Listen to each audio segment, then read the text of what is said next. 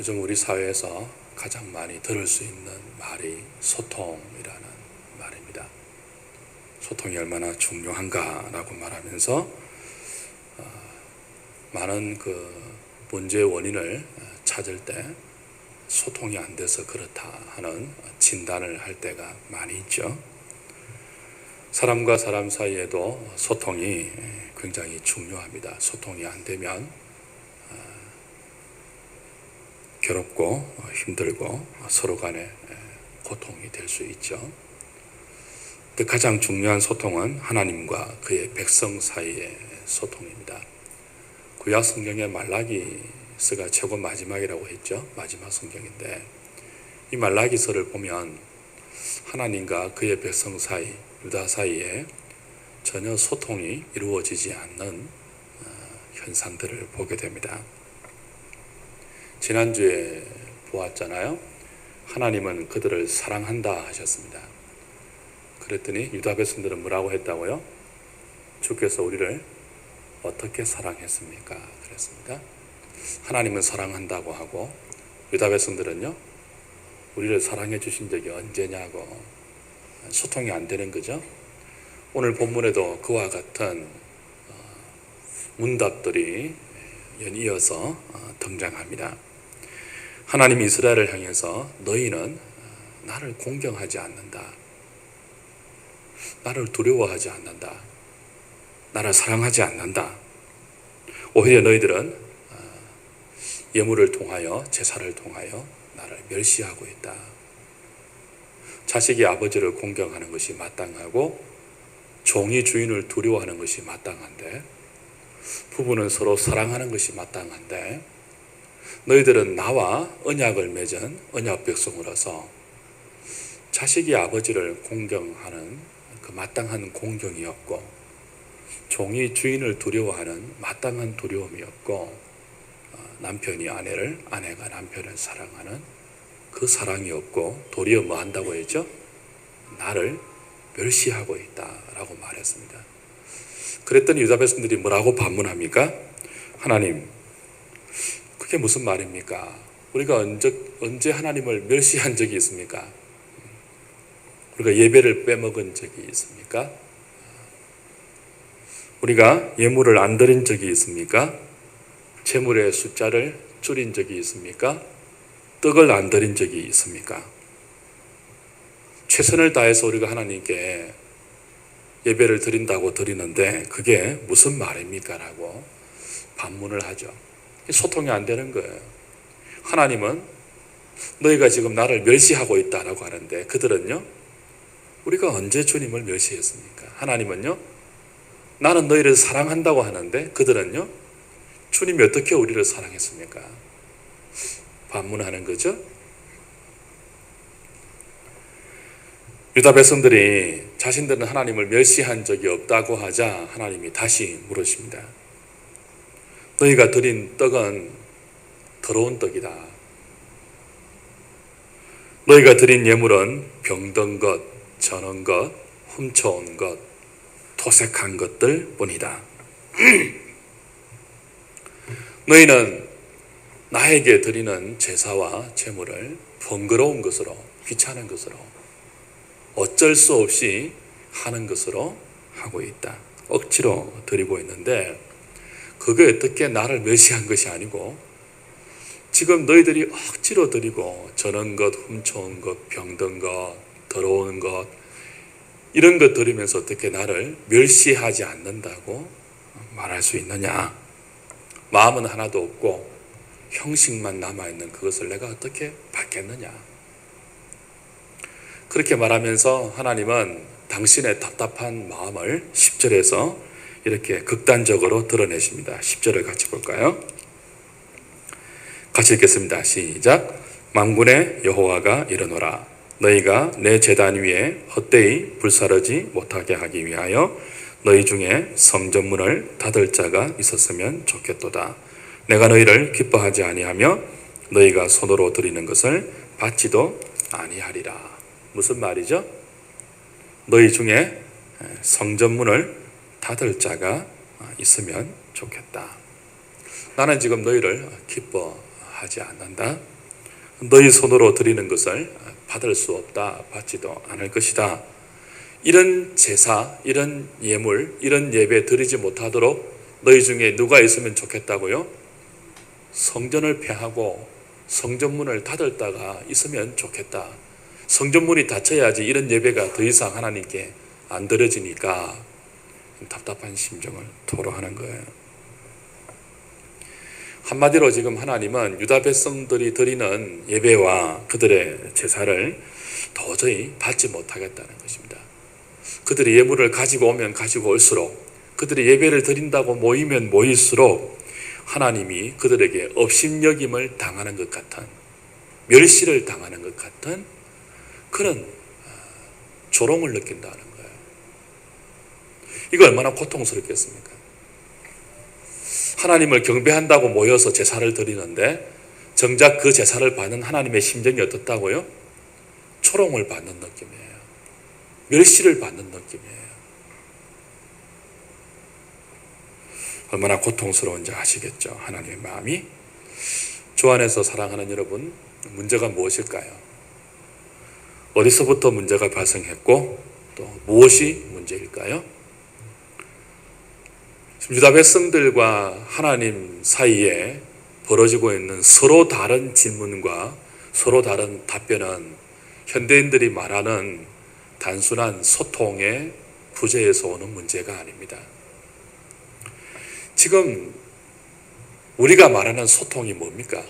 소통 그런 도대체 소통이 뭐예요? 지금 현대인들이 말하는 소통은 당신도 마음을 다 털어놓고 나도 마음을 다 털어놓아서 서로 양보할 것은 양보하고 한번 잘해보자 하는 그거예요. 근데 하나님과 유다 백성들 사이에 이루어져야 하는 소통은 그런 식의 소통이 아닙니다. 죄인된 인생이 하나님 앞에 나아가서 하나님과 교제하는 것은 그런 식의 소통으로 되는 게 아니에요. 서로 마음을 다 털어놓고 어떤 타협점을 찾아서 서로 양보할 것은 양보하고 챙길 것은 챙기는 정치적인 타협이 소통이 아니에요. 우리가 하나님 앞에 나갈 수 있는 것은 하나님의 은혜가 있어야 가능한 거예요. 하나님께서 죄인들을 받아주시는, 용서해 주시는 은혜와 생명을 주시는 은혜가 있어야지만 가능하지, 이 은혜가 없으면 인생이 하나님 앞에 나아가는 즉시 어떻게 됩니까? 죽고 맙니다. 인생은 하나님을 감당할 수 없어요. 소통이 원초적으로 안 돼요. 소통이 될 수가 없어요. 소통은 동등한 사이에서 이루어지는 일종의 마음의 교류지, 하나님과 우리는 동등한 관계가 아니에요. 그분은 창조주며 우리는 피조물인데 어떤 피조물이에요? 하나님께 대역죄를 범한 패역한 죄인들이에요. 소통이 가능하지를 않아요. 그 언제 소통이 되는 거죠? 그럼에도 불구하고 우리를 하나님께 불러주시는 하나님의 은혜가 있을 때 비로소 코이노니아, 하나님과 우리 사이가 화목되고 소통이 가능한 거죠. 그러니까 하나님과 그의 백성들 사이의 소통은 하나님의 은혜가 전제이고요. 그 백성들이 하나님의 은혜에 대한 감사한 마음과 그리고 하나님께서 정해놓은 방법대로 나가는 그것이 중요해요. 죄인들이 하나님께 나가는 것은 타협해서 나가는 것이 아닙니다. 하나님께서 정해놓으신 길 외에는 인생이 하나님께 나갈 수 있는 또 다른 길이 있습니까? 없습니까? 없습니다. 그걸 하나님과 우리가 서로 오론해서 만들어내는 게 아니에요. 현대인들이 이걸 착각하고 있어요. 예배조차도 현대인들은 구도자 예배 이런 식으로 자꾸 만들어 가는데 그건 정말 바른 게 아니에요. 어떻게 예배를 적당하게 언론해서 그렇게 우리가 만들어 가는 게 아니죠. 예배는 그냥 하나님이 이렇게 드리라라고 정해놓으신 방법 그대로 드리는 것 외에는 길이 없어요. one way예요. one way.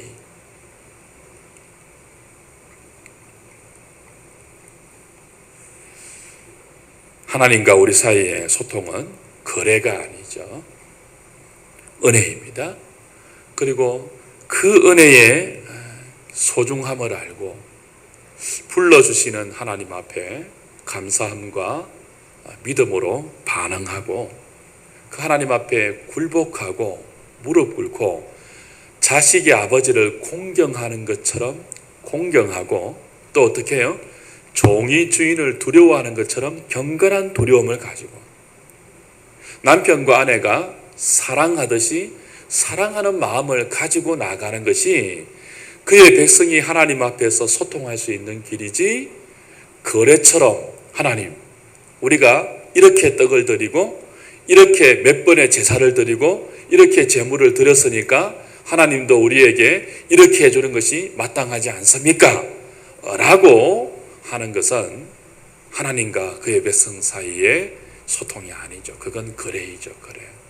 물건을 사고 파는 것처럼 내가 이만큼 예배를 드리면 하나님은 당연히 이만큼 복을 주셔야 하는 그런 식의 생각은 전혀 우리에게 들어와서는 안 되는 거죠.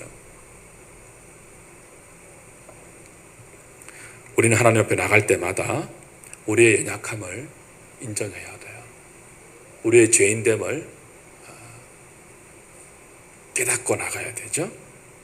그리고 감히 하나님께 나갈 수 없는 나 같은 존재를 받아주시려고 하나님이 만들어 놓으신 제사 제도의 이 예배의 소중함을 알고 그 하나님의 은혜에 대한 감사한 마음과 고마운 심정과 그리고 하나님 앞에 언약 백성으로서 참 양에 미치지 못하는 삶을 살아가는 자신에 대한 송구한 마음을 공경과 두려움과 사랑이라는 심정에 담아서 하나님께 나아가는 것. 그게 하나님과 유다 백성들 사이에 있어야 하는 마땅한 소통이었습니다. 그런데 유다 백성들은 하나님께 나갈 때 이런 참된 소통을 생각지 아니하고 어떻게 나갔다고요? 마치 상인들이 소비자와 거래하듯이 거래하는 자의 마음으로 나갔다는 거죠. 우리가 이 정도 하나님께 예배를 드리면 하나님도 이 정도로 자신들에게 해줘야 하는데 그렇게 안 해주는 것들을 불평하는 것입니다. 그게 뭐죠? 지난주에 살펴보았던 지금 유다 백성들의 현실이었잖아요. 이 말라기의 배경이 어떤 배경이었습니까? 바벨론 포로에서 70만에 돌아와서 어렵게 성전을 건축하고 그 다음에 어떻게 했죠? 여전히 페르시아의 지배 아래에 있는 페르시아가 임명한 총독의 권세 아래에 있는 여전히 조세를 바쳐야 하고 주변에는요 에돔과 또 사마리아가 정말 때때로 괴롭히고 힘들게 하는 경제적, 군사적 모든 면에 있어서 자신들의 기대대로 현실이 이루어지지 않는 그런 현실을 보면서 그들이 하나님께 뭐 하는 것입니까? 우리가 이만큼 하나님께 해드렸는데 왜 하나님 우리에게 이런 것을 주시지 않습니까? 라고 불평하는 그런 상황 중에서 하나님이 당신의 사자 말라기를 보내셔서 그들을 경고하고 그들의 잘못된 생각들, 하나님과 전혀 소통이 이루어지지 않는 하나님과 자신의 사이를 마치 거래같이 생각하면서 하나님께 나오는 그들을 책망하는 것이 말라기서의 내용입니다. 주 안에 사랑하는 여러분, 하나님은 우리와 거래하는 분이 아니십니다. 하나님은 누구와도 거래하지 않으십니다. 거래할 필요가 없는 분이에요. 거래란 아까 말씀드린 것처럼 동등한 입장에서 자신의 것을 주고 그 대가로 다른 사람의 것을 받아오는 것이 거래입니다. 그런데 세상의 모든 것이 하나님의 것인데 우리의 모든 것이 하나님의 것인데 하나님이 세상과 거래할 필요가 뭐 있겠습니까? 하나님이 저와 여러분들과 우리와 거래하실 필요가 뭐가 있겠습니까? 전혀 그러실 필요가 없죠. 하나님이 뭐가 부족해서 우리와 거래를 하시겠습니까? 우리가 하나님께 예배로 나아가는 것은, 기도로 나아가는 것은, 모든 종교적인 행위로 하나님께 나아가는 것은 거래가 아니고 은혜입니다. 말할 수 없는 은혜예요. 우리가 하나님께 나아가서 우리를 다 드려서 예배하고 기도하고 찬양한다고 해서 하나님이 우리에게 무엇인가를 해주셔야 하는 의무가 없는 분이에요. 의무가 있다고 생각하면 그거는 하나님과 우리를 거래관계로 생각하는 굉장히 불선한 생각입니다. 하나님은 우리에게 무엇인가를 해주셔야 할 의무가 없는 분이에요. 그러나 마땅히 우리의 경배를 받기에는 합당한 분이죠. 이게 얼마나 중요한 우리의 생각인지 모릅니다.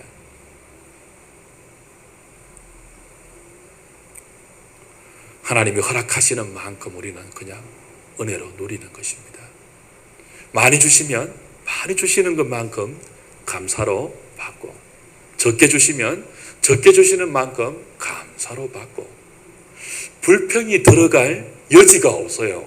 하나님과 그의 백성 사이에는 모든 것이 은혜예요. 죽어도 뭐예요? 은혜.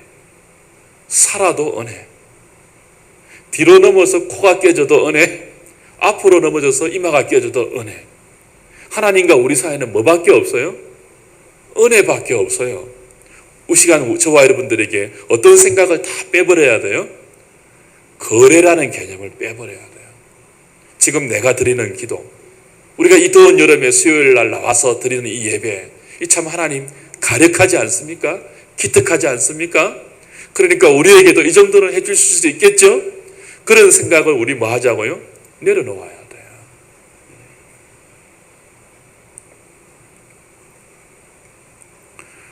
하나님과 우리 사이에 얼마나 큰 간격이 있는 존재입니까? 그분은 하나님이고 우리는 인생이에요. 우리는 흙으로 지은 부서지기 쉬운 질그릇이고 그분은 회전하는 그림자도 없는 거룩 그 자체입니다.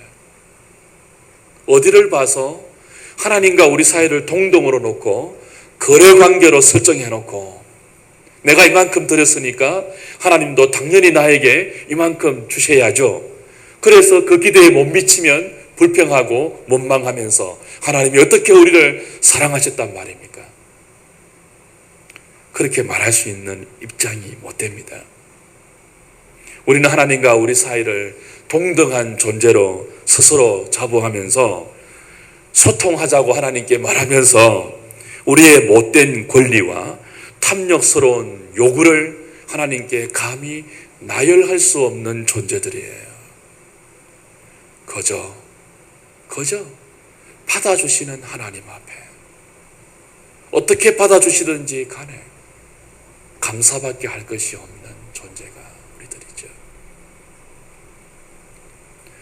우리는 하나님 앞에 나갈 때마다, 예배 드릴 때마다, 기도할 때마다, 찬송할 때마다 무엇을 생각해야 합니까? 하나님이 얼마나 크신 분인지를 생각하셔야 돼요. 우리는 자꾸 어떻게 생각해요? 하나님하고 나하고 비슷하다고 생각을 해요. 그러니까 거래라는 개념이 자꾸 들어오는 거예요. 그렇지 않습니다. 하나님은 감당할 수 없을 정도로 광대하신 분이에요. 크신 분이에요. 영광스러운 분이고 우리는 그 앞에서 감히 고개를 들 수 없을 정도로 작고 미미하고 더럽고 배역하고 그리고 죄악투성인 존재예요. 이런 우리들을 하나님이 예배를 통하여 받아주신다는 그 자체가 뭐예요? 그 외아들 예수 그리스도를 통하여 이런 우리들을 그의 존전에 불러주신다는 그 자체가 뭐예요? 우리에게는 말할 수 없는 특권이고 은혜이고 감사의 내용이라는 거죠.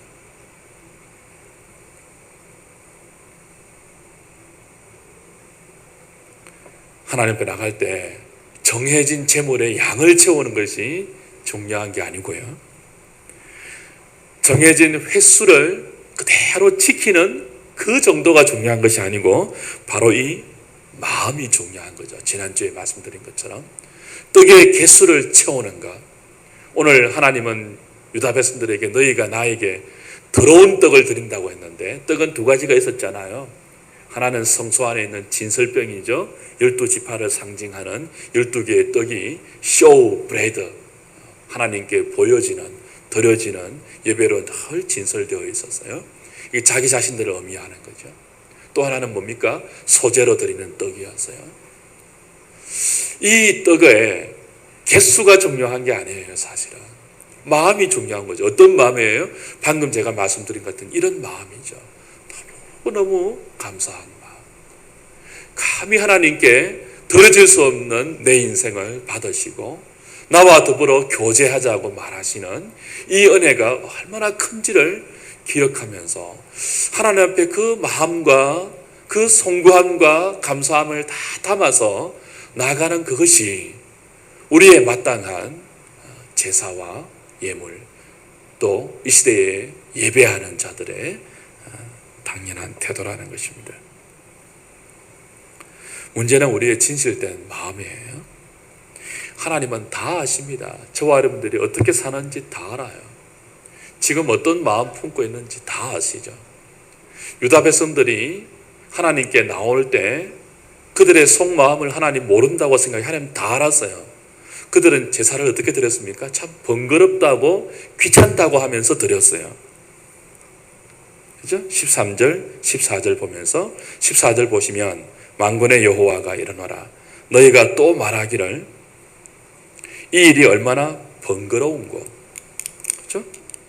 코웃음 치고 훔친 물건과 저런 것, 병든 것을 가져왔느니라. 그러니까 그들은 하나님께 나왔습니다. 해수를 채우기 위해서, 떡의 개수를 맞추기 위해서 나왔어요. 그러면서 어떻게 생각한다고요? 우리가 하나님께 예물을 빼먹은 적이 언제입니까? 라고 말했다는 거죠. 근데 그들의 마음에는 어떤 마음으로 가득 차 있었어요? 너무 귀찮다 이거. 수요일도 나오고 주일 오후도 나오고 또 주일도 나오고, 나올 때 그냥 나오면 안 되고 헌금도 해야 되고 뭐도 해야 되고 번거롭고 귀찮다, 안 할 수는 없고. 왜냐하면 언약 백성이라는 테두리 안에서, 유다 백성이라는 테두리 안에 살아가니까 안 나올 수는 없고, 안 나오면 또 얼마나 제사장이 뭐라 하겠습니까? 또 안 나오면 또 목사가 얼마나 또 문자 보내고 막 그러겠습니까? 귀찮아서 안 나올 수는 없고, 나오는데 속마음이 어떻다고요? 번거롭고 귀찮고 그렇다는 거예요. 그러니까 그런 예배를 받으시면서 하나님 뭐예요? 너무 조롱감을, 모멸감을 느낀다는 거예요. 하나님이 예배를 그딴 식으로 받으려고 온 백성들 가운데서 이스라엘을 불러서 그들을 택한 족속으로 삼으신 거 아니잖아요. 여러분, 만약 부부가 있는데 와이프가 밥을 해주면서 매일 이 말을 입으로 달고 밥을 준다고 해보십시오. 참 또 끼니 때때였나 또. 저 인간은 또 밥을 먹어야 사나. 그러면서 국을 주고 밥을 준다면 그 밥이 넘어가겠습니까 그거? 내가 저 인간인데. 모멸감을 느낄 거예요. 지금 그런 식의 예배를 드리고 있다는 거예요. 또 예배 때가 되었느냐. 귀찮아 죽겠다 이거 막. 번거로워 죽겠다 막. 하나님은 좀 안 주무시나 이러면서. 너희 중에 성전문을 닫을 자가 있으면 좋겠다. 하나님의 탄식이 이해가 되는 거죠.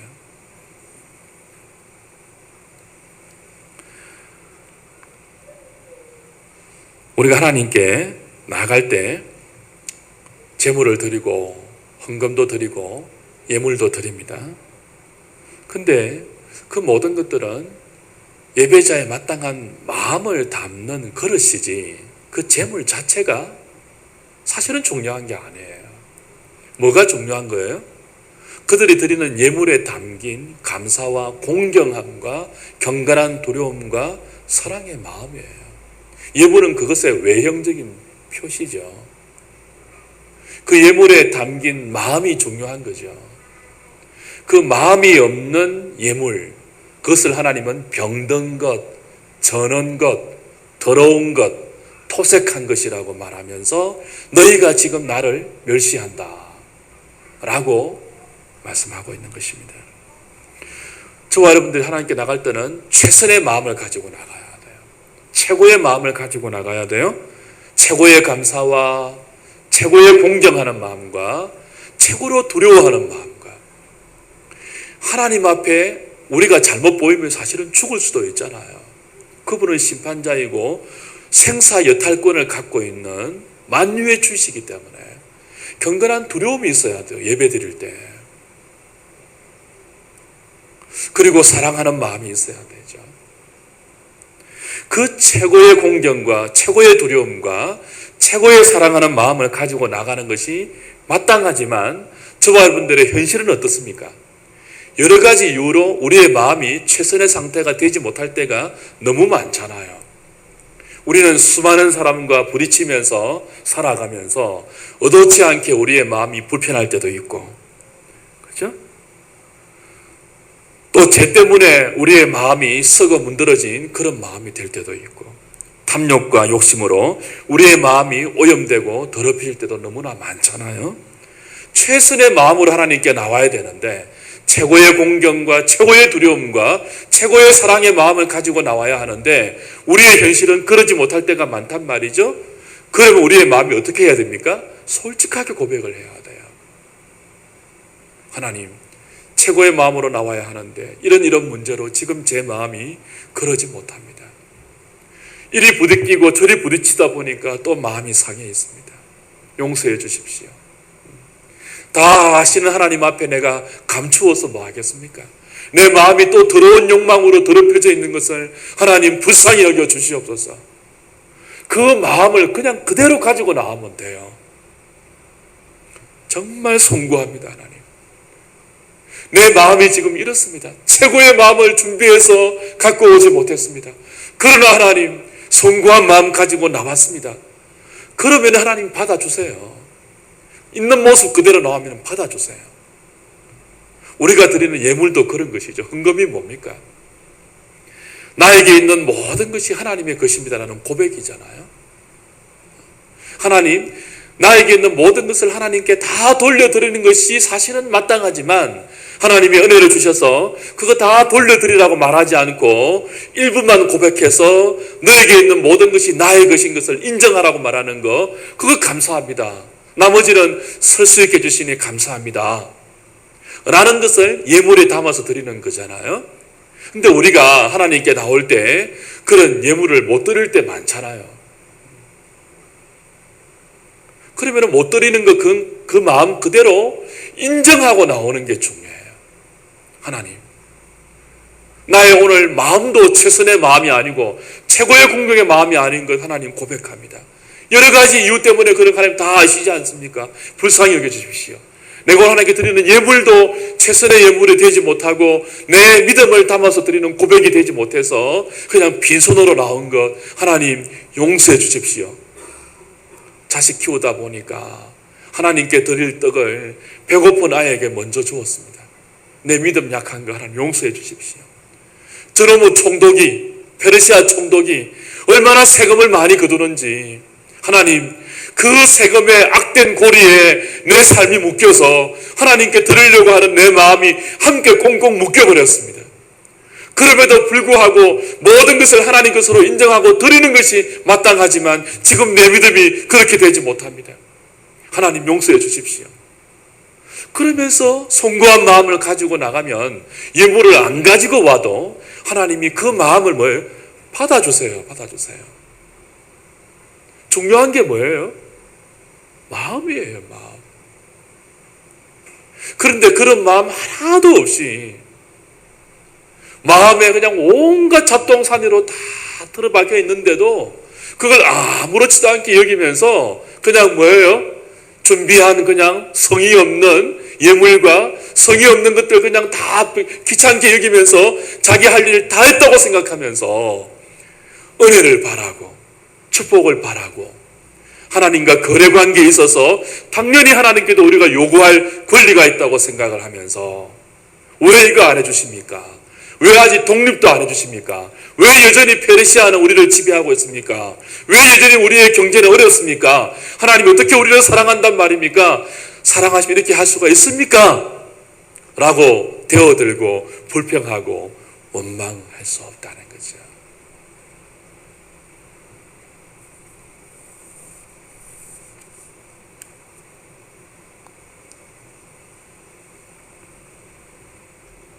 사랑하는 여러분, 하나님은 이런 유다 백성들에게 너희 중에 성전문을 닫을 자가 있으면 좋겠다고 말씀하시고, 이어서 내가 너희들을 예배를 안 받는다는 뜻이죠. 이어서 뭐라고 합니까? 이방인들 중에서 해 지는 데서부터 해 뜨는 데까지 내 이름이 높여지게 하겠다라고 말씀하십니다. 자, 말라기가 구약 성경의 마지막 성경이죠. 그 다음에는 무엇이 나와야 돼요? 신약이 나오죠. 신약은 뭐예요? 유대인들이 아니고 이제는 예수 그리스도로 말미암아 모든 이방인들에게 뭐죠? 은혜의 문이 열려서 이 말라기에서 예수님이 하나님 말씀하신 너희들의 성전문은 닫고 해 뜨는 데서부터 해 지는 데까지 이방인들을 통하여 내 이름을 귀히 여기는 백성들을 내가 만들 것이다. 그게 뭐죠? 신약의 교회예요.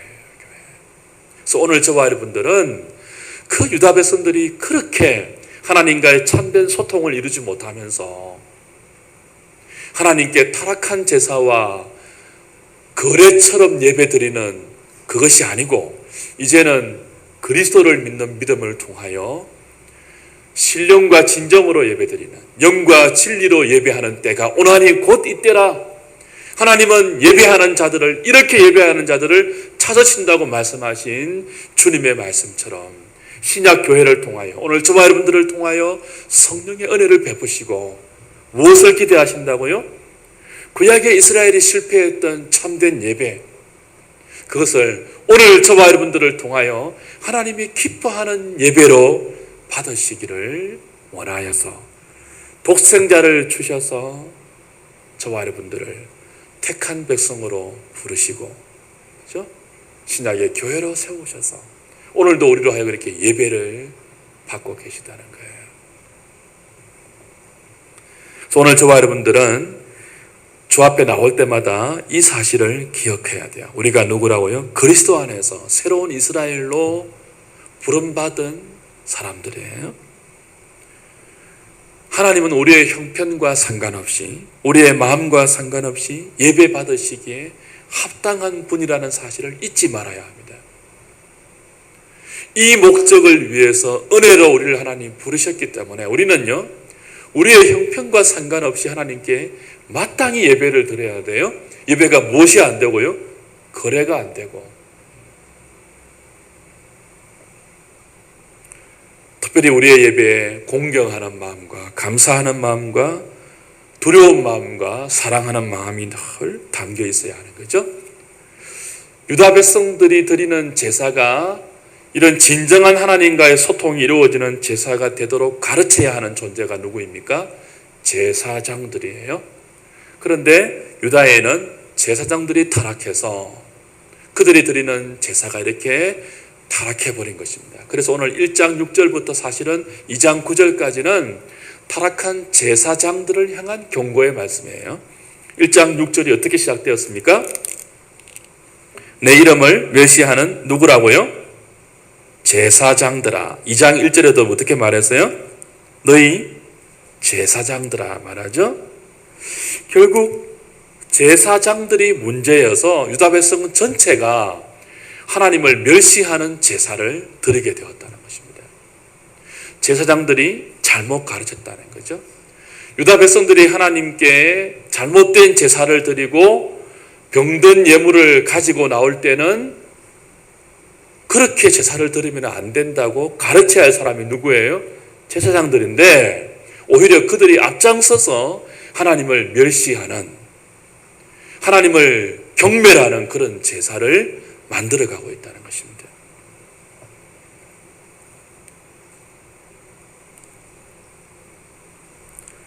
만약에 제가 목회자인데 교인들 중에서 술집에서 일하는 여성이 있다고 칩시다.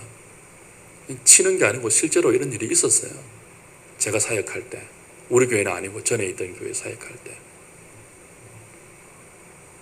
그 술집에서 일하는 여성이 주일날 나와서 헌금을 드렸어요. 제가 불렀습니다. 부목사일 때인데.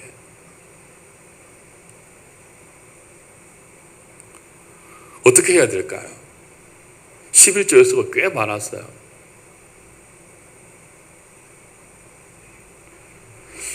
지금 자매님이 해야 될 일은 헌금을 바치는 것이 아니고 직업을 바꿔야 합니다. 그렇게 가르쳐 주는 것이 제사장이에요. 힘들겠지만 쉽게 돈 버는 것을 포기해야 됩니다. 직업을 바꾸고 하나님이 기뻐 받으실 수 있는 예배를 드릴 수 있도록 새로운 직업을 찾아야 합니다. 라고 가르쳐 주었습니다. 근데 그렇게 안 하고 축복해주고 기도해주고 참 귀합니다라고 칭찬해서 보낸다면 그 자매로 하여금 상한 떡과 눈먼 것을 하나님께 드리게 만드는 것입니다. 근데 유다 백성들에게 제사장들이 그렇게 못했다는 거예요. 왜냐하면 그렇게 하면 안 온다고 생각하니까, 헌금이 줄어든다고 생각하니까.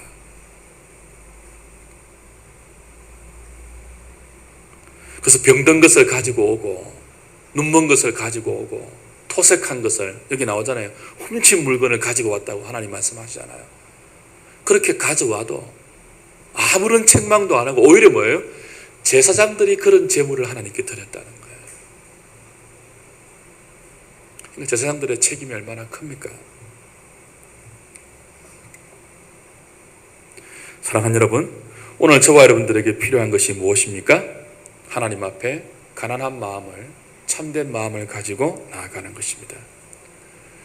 죄를 지었다면 지었다고 자백하고, 말씀대로 살지 못했으면 살지 못해서 미안하다고, 죄송하다고 눈물로 고백하고, 그래서 애통하는 마음과 추리고 목마른 마음을 가지고 하나님께 나아가는 그것이 진짜 재물이에요, 재물.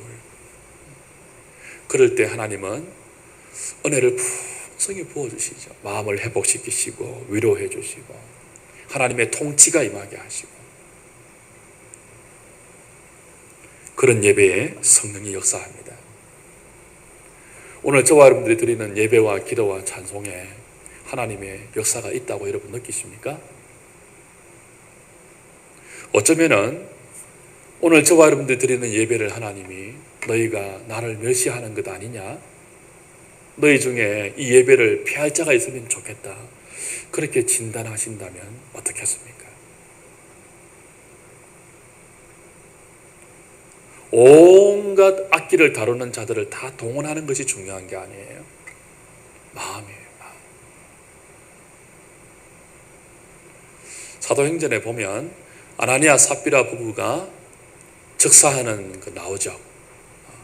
왜 즉사했습니까? 성령을 속였기 때문에 그랬어요.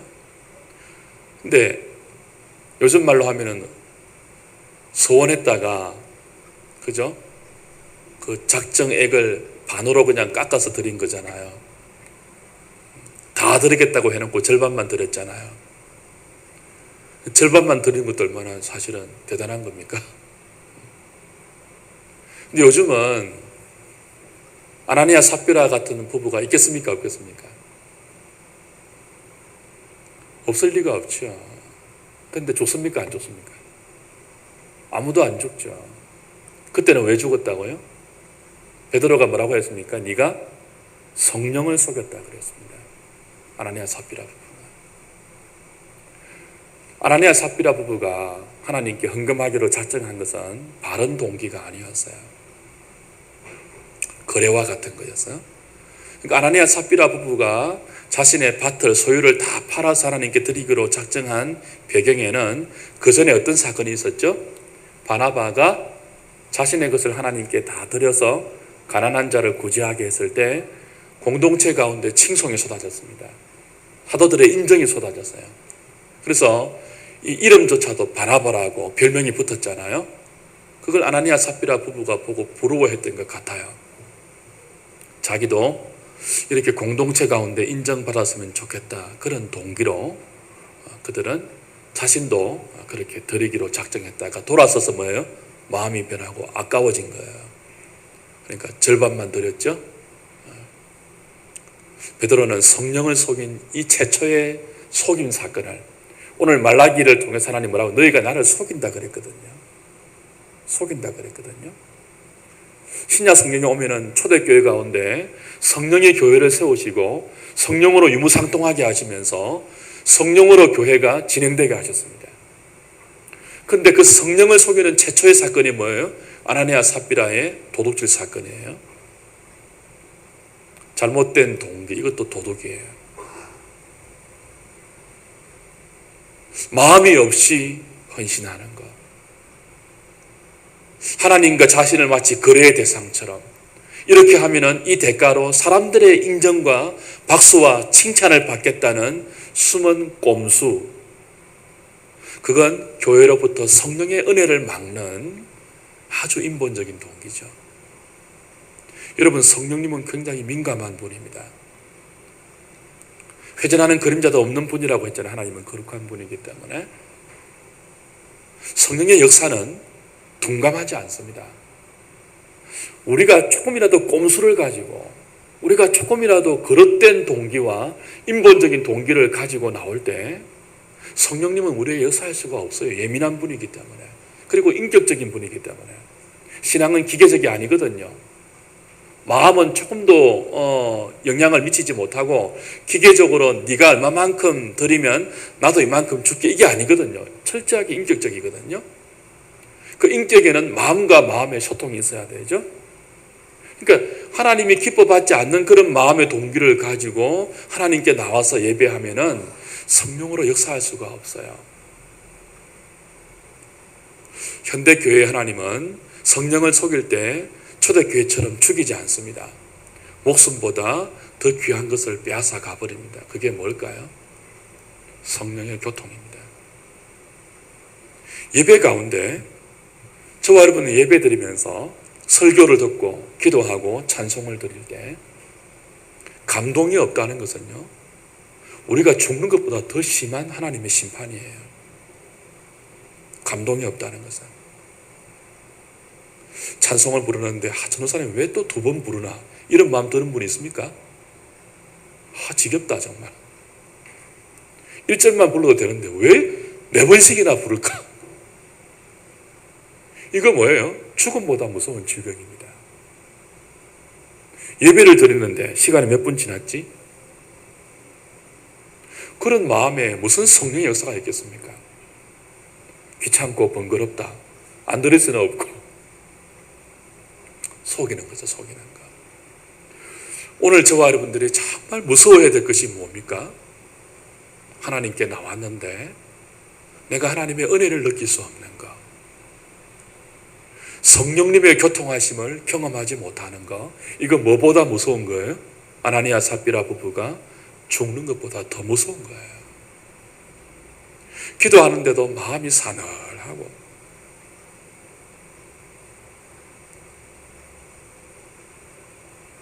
찬송을 드리는데도 그냥 마음이 차갑고 황량하고, 사늘한 바람이 그냥 마음에서부터 숭숭숭 나오고, 횡거리하고. 현대교회를 보면은 동빙고 서빙고 교회 같습니다. 너무 냉랭해서. 왜 오순절주의 교회만 통성으로 기도해야 됩니까? 저는 여러분들이 공예배 시간에 방언으로 기도하는 것 용납 안 해요. 방언은 혼자 하는 것이지만, 그러나 합심해서 기도할 때 좀 뜨겁게 해야 되잖아요. 마음이 안 움직여지고. 우리 예배할 때, 기도하고 헌신하고 봉사할 때 억지로 하는 그런 것들, 그것들을 우리가 오늘 좀 극복하기 위해서는 오늘 우리의 마음을 하나님께 다시 내어드리고 솔직하게 고백하는 것이 필요합니다. 하나님, 지금 내 상태가 이런 거 하나님 다 아시죠? 좀 고쳐주십시오. 내 마음이 한없이 부요해서 낮아지지를 않습니다. 가난한 마음에 천국이 임하는데, 애통하는 마음에 하나님의 위로하심과 만져주심이 임하는데, 나는 너무 마음이 부요하고 의에 줄이고 목마른 마음이 아니고 한없이 세상에 줄이고 세상에 목마르고 사람들의 칭찬과 인정과 박수에 목마르고 그래서 그렇게 알아주지 않으면 섭섭해하고 서운해하고 하나님 내 상태가 지금 이렇습니다. 용서해 주시고 좀 고쳐주십시오. 그래서 병든 예물이 되지 않도록 나 자신이 저는 예물이 되지 않도록 나 자신이 토색한 물건이 되지 않도록 하나님이 나를 통하여서 너 정말 좀 그만 나오면 좋겠다. 너희 공동체 중에 예배 문을 좀 닫을 자가 있으면 좋겠다. 하나님 우리 공동체 가운데 그런 평가가 떨어지지 않도록 촛대가 조국 교회 가운데 옮겨지지 않도록 하나님 긍휼을 베풀어 주시옵소서. 오늘 저녁에 좀 그렇게 기도하고 나가면 좋겠어요. 저는 우리 교회가 이대로는 안 된다고 봅니다. 한국 교회가 이대로는 안 된다고 봐요. 한쪽으로는 너무 이상하게 은사주의로, 한쪽으로는 정말 인본주의 나가고 있고, 정통적인 개혁주의 교회는 너무 사늘해요. 너무 메말라요. 왜 이래야 됩니까? 정상적인 예배는 몇 명이 모이든지 하나님 주시는 감동이 있어야죠. 경건한 두려움이 있어야 되고요. 공경하는 마음이 있어야 되고 사랑하는 마음이 충실해야 됩니다. 오늘 우리가 그렇게 회복될 수 있도록 하나님 다시 우리에게 은혜를 베풀어 주십시오. 우리를 좀 불쌍히 여겨 주십시오. 찬송하고 기도하면 좋겠습니다.